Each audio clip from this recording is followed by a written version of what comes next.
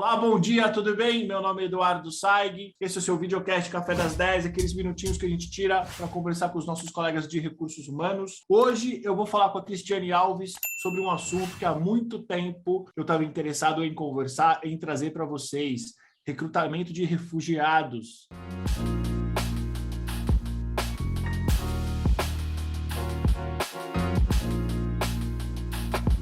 Cris, bom dia, muito obrigada pelo seu tempo, muito obrigado por você ter aceitado a participar desse nosso café. Como é que você está? Bom dia, Eduardo, bom dia a todos. Estou bastante honrada pelo convite. Vamos ter aí uma troca muito bacana, trazer um pouquinho dessa riqueza que foi essa experiência. E olha, estou muito feliz de estar aqui podendo realizar esse momento e ter essa troca com vocês. Muito obrigada pelo convite. O prazer é todo nosso, Cris. Para quem ainda não te conhece, conta um pouquinho da tua carreira. Quem é a Cristiane Alves no mercado de RH? Vamos lá, eu comecei a minha trajetória no mercado de RH lá em 2002, quando estava chegando em Minas, aquele curso Gestão de Recursos Humanos. Ninguém sabia o que era, o que era de comer, onde que trabalhava, e eu fiz parte da primeira turma que formou em Minas. Logo em seguida, eu senti a necessidade de complementar e fui abraçar a psicologia, que é uma área que está muito presente no mundo de RH, em função das avaliações, em função da contribuição que o psicólogo dá hoje para as organizações. E aí comecei a minha carreira numa consultoria muito conhecida em Minas Gerais. Essa consultoria foi a minha escola. Eu comecei pela frente de recrutamento e seleção, numa época em que as empresas ainda não valorizavam tanto essa porta de entrada, essa atividade nas organizações, mas ali eu aprendi muito sobre recrutamento e seleção, atendendo diversos perfis de clientes. E assim eu segui. Logo em seguida, fui convidada a fazer parte do time Localiza, onde eu pude atuar por 7 anos à frente também do RS. E como eu sou muito curiosa, viu, Eduardo? Fui abraçar outras frentes, então era um braço de treinamento, participava de outras atividades relacionadas à gestão de recursos humanos e cheguei aí nesse projeto que eu falo que é meu filho, né? Por ter sido aí uma entrega tão significativa e tão importante, né? Naquela época e que hoje ainda se perpetua aí no mundo atual. E a empresa deu continuidade. Então, o programa realizado de refugiados aqui, que é o nosso tema, foi um aprendizado assim de vida que eu consegui construir e falo que me orgulho muito aí desse projeto. Passei por 7 anos aí na Localiza, mudei totalmente a minha vida, saí do segmento, vim para mineração em Araxá, fiz parte do time da CBMM e aqui eu também pude participar de todo um processo de implantação de RS, construção de políticas e processos, fiz uma interlocução grande com a comunidade local por uma mudança de cultura muito grande, né, a pedido da empresa, e fiz aí grandes entregas também em outras áreas de RH, sempre tendo esse braço, né? Uma pontinha ali de cargos e salários, treinamento e desenvolvimento, uma interface gigantesca também com o departamento pessoal, porque eu falo que o RS é a vitrine da empresa, é a porta de entrada, é o primeiro contato que o candidato tem com a empresa. Então, tudo começa ali, né? E tem o desdobramento que a gente sabe lá na frente, que é de desenvolver, treinar, remunerar, promover, enfim. Então, resumindo aí a minha trajetória. Hoje eu estou fazendo parte do Grupo Minax, aqui também em Araxá, abracei um desafio aí também gigante em 4 regiões do Brasil, onde a empresa tem operação, e estou estruturando também os processos de RH, visando aí, né, dar um salto e organizar a empresa para uma sustentabilidade futura, né? Então, a gente está hoje preparando a empresa para um crescimento, implantando desde os processos, revendo políticas, implantando procedimentos, para que a gente consiga alcançar os resultados de forma mais saudável. É um pouquinho de tudo aí, viu, gente? Excelente, Cris. Muito obrigado por você ter compartilhado isso daí com a gente, toda a tua história, resumidamente, né? E é claro que depois de um outro café eu quero entender como é que funciona o RH no mercado de mineração, que eu acho que é super interessante, tem muita coisa para ensinar para a gente. Cris, falando um pouco sobre o nosso tema de hoje, como é que surgiu a ideia de você fazer o recrutamento de refugiados refugiados no Brasil? Qual foi o contexto dessa ideia? Vamos lá. A gente estava passando por uma dificuldade muito grande de recrutar profissionais numa região específica de São Paulo, onde o polo industrial operava em sua maior totalidade. Então, ali eu já tinha esgotado as minhas fontes de recrutamento, né? Já tinha esgotado a gama de profissionais e a gente precisava fazer uma entrega, né, imediata, sanar custo, então a gente visou realmente outras frentes de possibilidades de contratação. E foi numa época, Eduardo, em que estava aquele boom de imigrantes, né? Jornal Nacional noticiando, noticiários no mundo inteiro falando sobre esse tema, e a gente pôde, né, acender essa luzinha. E se a gente contratasse, né, esse público, como que seria? E aí a gente começou a fazer uma pesquisa, né?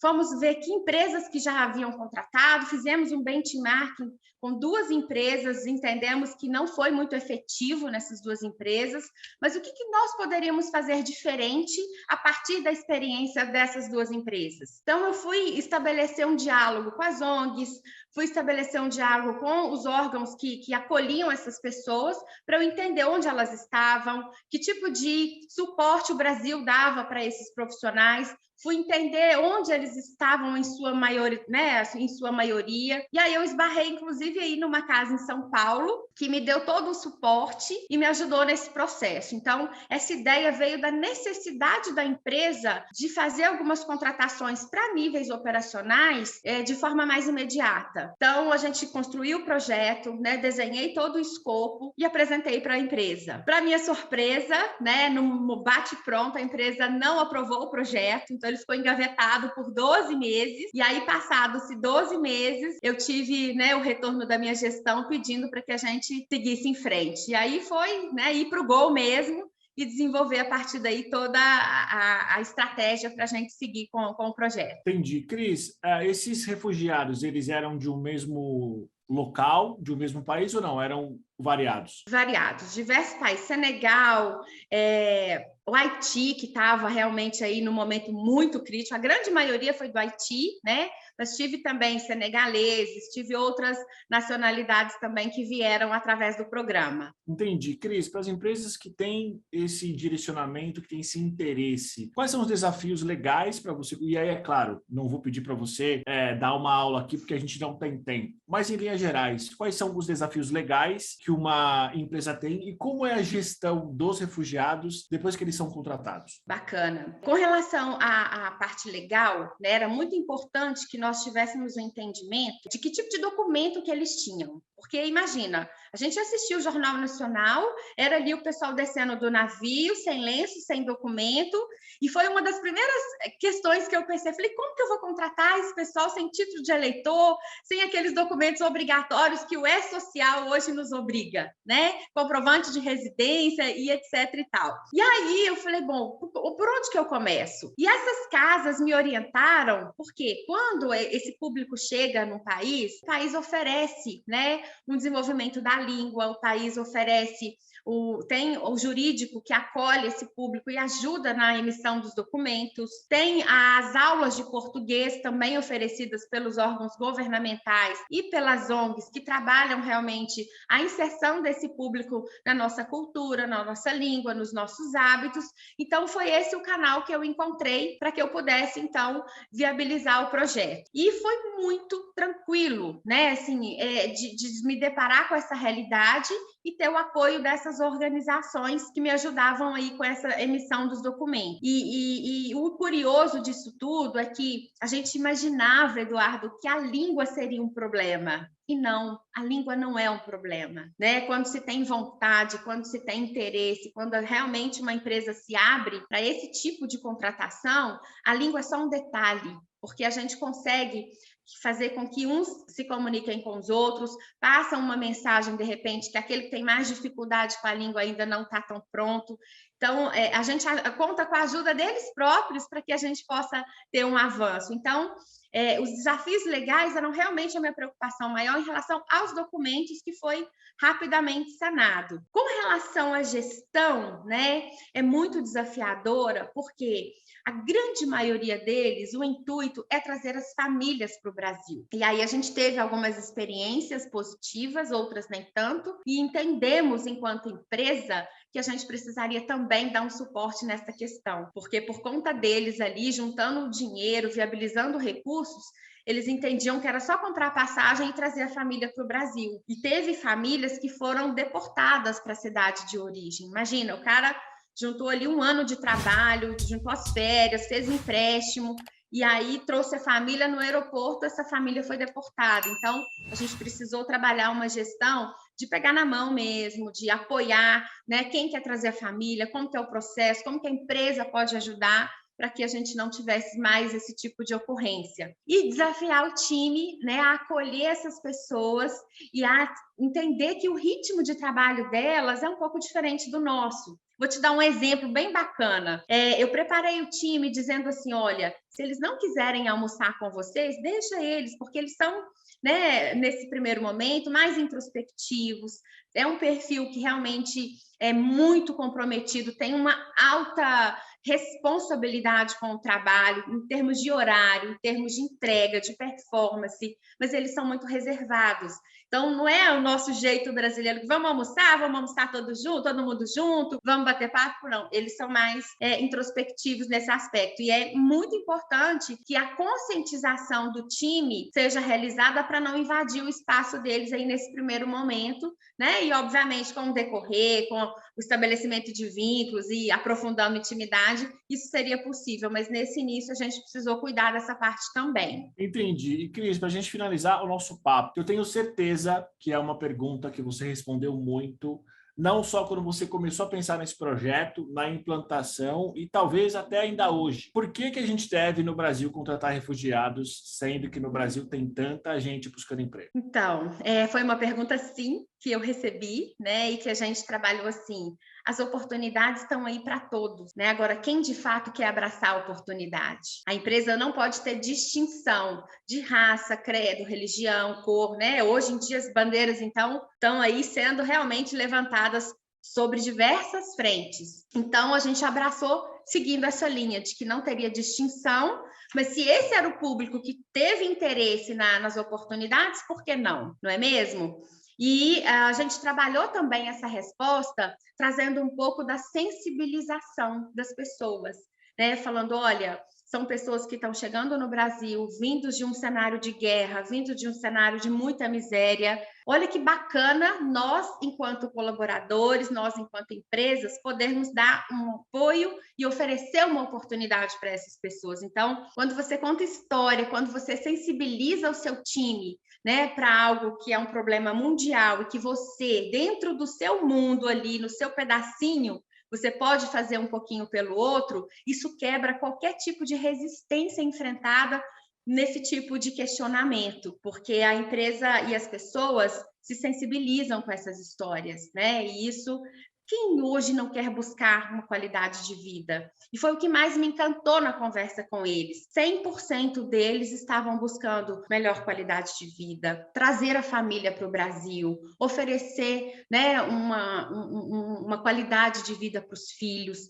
Então, assim, foi algo que a gente conseguiu quebrar, tirando realmente esse cunho de que eu estou fazendo distinção de pessoas ou de nacionalidades, muito pelo contrário, onde foi agregador para as pessoas na empresa entenderem a importância desse tipo de contratação. Muito bom, Cris. Quais são as dicas principais que você dá para as empresas que ou talvez desse nosso café comecem a se interessar pelo assunto ou que já têm interesse? Por onde elas começam? Talvez os principais passos, por onde se começa a contratar refugiados no Brasil? Legal.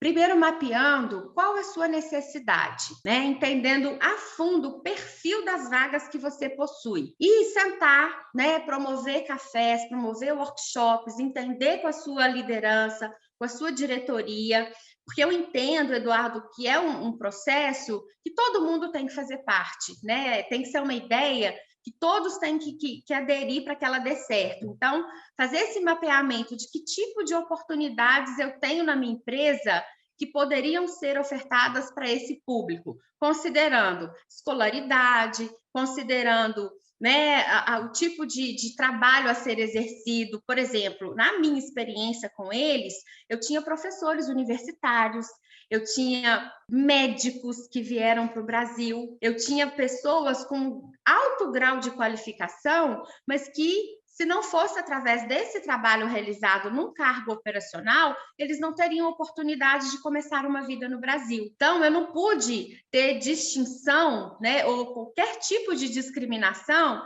em contratar, por exemplo, um professor universitário para um cargo operacional, porque ele é professor universitário. O cara está no Brasil, ele não tem trabalho, ele precisa recomeçar do zero a vida dele. Então, a escolaridade não foi, para mim, um critério de exclusão, né? Pelo contrário, eu precisei apresentar essas informações para minha gestão, para minha diretoria, e dizer, olha, o cara é formado sim, o cara, né, tem lá os diplomas do país dele, mas aqui ele não tem nada. Então, ele precisa dar um primeiro passo. Então, a minha dica primordial é: abra a cabeça, se abstenha de qualquer tipo de julgamento e mapeie de fato as necessidades que a sua empresa possui para que você tenha assertividade aí no processo de seleção e atrair esse público, que é um público que comprometido, que trabalha, que é autodisciplinado e que trabalha, Eduardo, com uma alegria, com assim, uma satisfação. Porque imagina, saindo de um país de miséria, de guerra,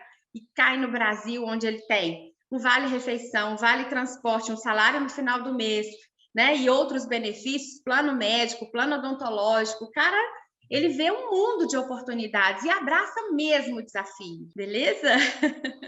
Muito bom, Cris. Quero agradecer enormemente pela sua participação. Esse é um tema que eu estava querendo falar há muito tempo, trazer aqui para os nossos ouvintes, para quem vê a gente, para nossos, eu não sei se o nome certo é telespectador, não sei. Mas realmente é muito difícil de encontrar profissionais de recursos humanos que tenham essa dimensão que você trouxe, né? O planejamento, a execução, começo, meio e fim, né? Então, quero agradecer enormemente mais uma vez a tua presença, a sua participação. Eu vou deixar no descritivo desse vídeo e no Spotify também o teu link para o LinkedIn, para as pessoas se conectarem, conversarem com você. E é isso, Cris. Você quer falar mais alguma coisa que eu não te perguntei? Algum ponto que você acha importante sobre esse assunto que eu não consegui trazer? Acho que a gente conseguiu, né, trazer a essência como um todo, falar um pouquinho aí dessa experiência, mas não, eu queria só realmente agradecer, né, por ter tido mais essa oportunidade de ter essa troca e dizer que é possível, né? Se a gente tem um objetivo, se a gente tem, né, uma meta, se torna possível, né? Tem que realmente mobilizar o time e fazer a coisa acontecer de uma forma saudável. E isso traz um ganho, traz realmente assim um orgulho muito grande para quem abre para esse tipo de contratação. A empresa não tem a perder, né? Acho que seria esse o meu recado. Muito obrigada, viu? Muito obrigado a você, Cris. Bom, para você que está vendo a gente, está ouvindo, não se esqueça, curta, compartilhe, se inscreva no nosso canal e até a semana que vem. Muito obrigado.